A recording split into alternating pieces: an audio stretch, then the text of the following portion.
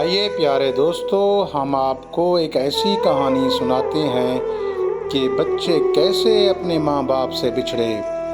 एक दर्द भरी कहानी है। अगर आप लोगों को कहानी पसंद आए तो इसको सब्सक्राइब शेयर लाजमी करें। ये उन दिनों की बात है जब साबिक मशरकी पाकिस्तान बहरान का शिकार होने के बाद लहूलुहान हुआ था। नादीदा कूतू ने दुश्मनों से मिलकर इस खूबसूरत गुलशन में आग और खून की ऐसी होली खेली जिसमें लाखों मुहब्बे वतन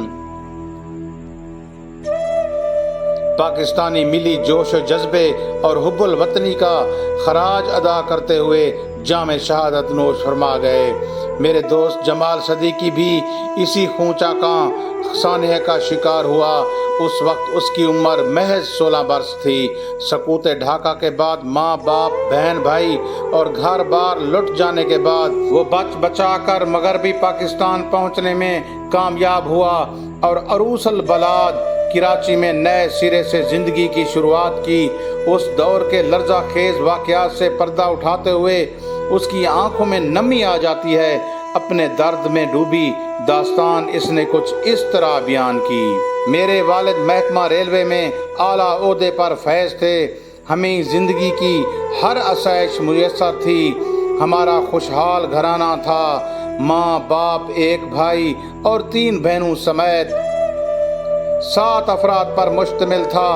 फिर वहाँ अलहदगी की तहरीक के नतीजे में हंगामों ने जोर पकड़ा और नफरत और तासुब की ऐसी आंधी चली कि इसने उर्दू बोलने वाले सच्चे मुहब्बे वतन पाकिस्तानियों के घरों को खाकस्तर कर दिया। मेरे वालिद आला सरकारी ओहदे पर फैज होने की वजह से उन शरपसंदों की नज़रों में थे। मक्ती बहनियों ने जलाओ, घिराओ और लूट मार का बाजार गरम किया तो मेरे वालिद ने हालात भांपते हुए मुझे कराची और कलकत्ता में अपने करीबी रिश्तेदारों के नाम और पते समझाकर खूब अच्छी तरह बावर करा दिया। खुदा न खास्ता घर पर हमले की सूरत में मुझे क्या करना है। उन्होंने मुझे समझाते हुए कहा कि बेटा, मौका मिला तो हम किसी महफूज मकामात पर मुंतकिल हो जाएंगे। अगर ऐसा ना हो सका और हम शरपसंदों के घेरे में आ गए तो तुम सर्वेंट क्वार्टर के गुस्ल खाने में छुप जाना। मैं मुकाबला करता रहूँगा।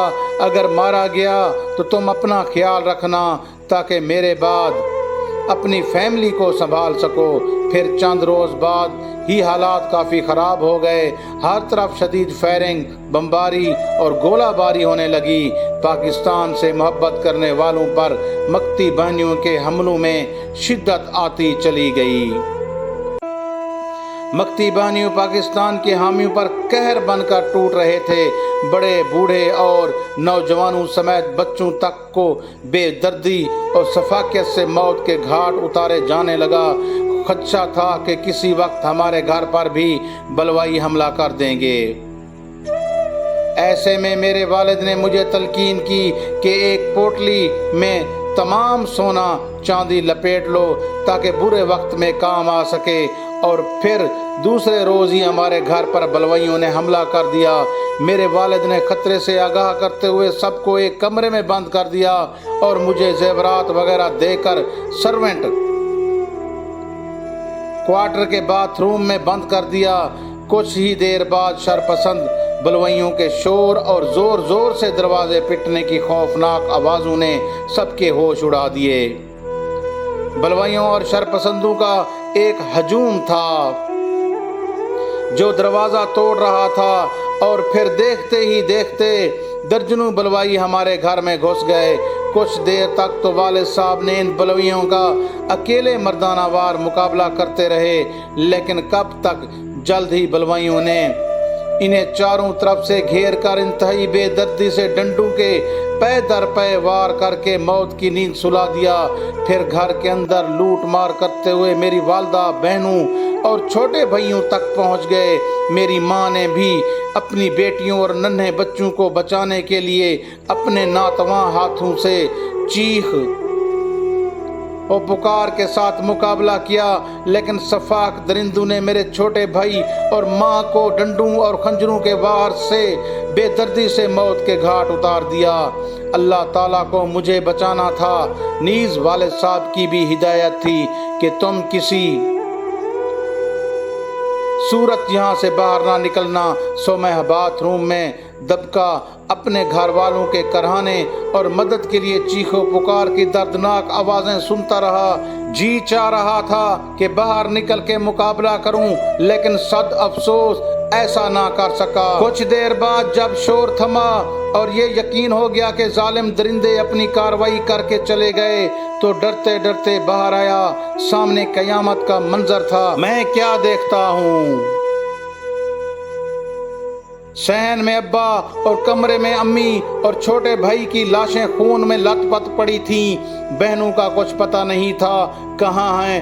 میں انہیں دیوانہ وار چیخ چیخ کر پکارنے لگا، مگر اس سناٹے میں سوائے میری صدا کے کسی اور کی آواز نہیں تھی۔ اپنے ماں اور باپ معصوم بھائی کی لاش دیکھ کر بری طرح کٹ رہا تھا۔ کچھ سمجھ نہیں آ رہا تھا کہ کیا کروں۔ پھر نہ جانے کس طرح گھر کے مرکزی دروازے تک پہنچ گیا۔ میں جیسے ہی باہر نکلا، بلوائیوں نے مجھے دیکھ لیا اور میری طرف لپکے۔ یہ دیکھ کر میں نے دوڑ لگا دی، لیکن جب وہ بہت ہی قریب آنے لگے تو میں پوٹلی میں چھپائے زیورات ان کی طرف پھینکنے لگا۔ جیسے اٹھانے کے لیے وہ رکے، یوں میں آگے نکل گیا۔ میں دیوانہ وار سرپٹ دوڑتا ہوا ایک موڑ پر مڑا تو سامنے ہی ایک مسجد دیکھ کر اندر داخل ہو گیا۔ صحن میں مولوی صاحب کھڑے تھے۔ ہانپتے ہانپتے بے ترتیب سانسوں میں نے انہیں سارا ماجرا سنایا تو انہوں نے ایک رات مسجد میں مجھے پناہ دے کر دوسرے روز اپنے بااعتماد آدمیوں کے ذریعے کلکتہ پہنچا دیا۔ کلکتہ پہنچ کر بڑی مشکل سے اپنے چچا کا پتہ ڈھونڈ کر اس کے گھر پہنچ گیا۔ پہنچ کر سکون نصیب ہوا تو ذہن کے دریچوں میں ہر وقت قتل و غارات گری کے مناظر گھومنے لگے۔ والدہ، والد اور چھوٹے معصوم بھائی کی خون میں لت پت لاشوں کے مناظر مجھے عجیب و کیفیت میں مبتلا کر دیتے۔ بقول چچا میں سوتے جاگتے ہر وقت امی، ابو، بھائیوں اور خصوصاً بہنوں کا نام لے لے کر سسکیاں بھرتا۔ میرا ذہن بالکل معاف ہو چکا تھا۔ چچا جان وہاں اچھی شہرت کے مالک تھے۔ انہوں نے میرا گھر میں علاج کروایا۔ یوں ذہنی طور پر کچھ بہت بہتر ہو گیا، مگر دل میں اس کی تشنگی تھی کہ امی، ابو اور چھوٹے بھائی کی لاشیں دیکھیں، لیکن میری پھول جیسی معصوم بہنوں کا کچھ اتا پتہ نہ تھا۔ وہ کہاں ہیں اور کس حال میں ہوں گی؟ چچا کے ساتھ کلکتہ، ممبئی اور آس پاس کی جگہوں اور گلیوں محلوں میں انہیں دیوانہ وار تلاش کیا۔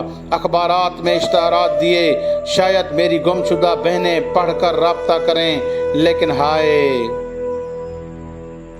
افسوس کہ ان تینوں کا کچھ پتہ نہ چل سکا۔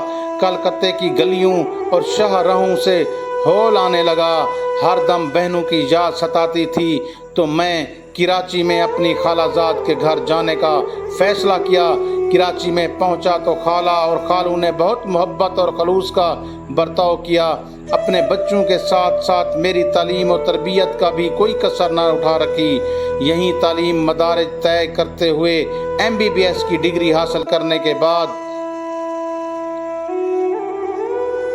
خالہ زاد کی بیٹی سے رشتہ ازواج میں منسلک ہو گیا۔ یوں زندگی کے کٹھن اذیت ناک ادوار کا دل جمی اور ہمت و حوصلے سے مقابلہ کرتے کرتے بڑھاپے کی دہلیز تک آ پہنچا ہوں۔ پیارے دوستو، اگر آپ لوگوں کو یہ کہانی پسند آئی تو آپ نے اس کو سبسکرائب، شیئر، لائک اور لازمی کریں۔ ہمیں دیجیے اجازت۔ اللہ حافظ۔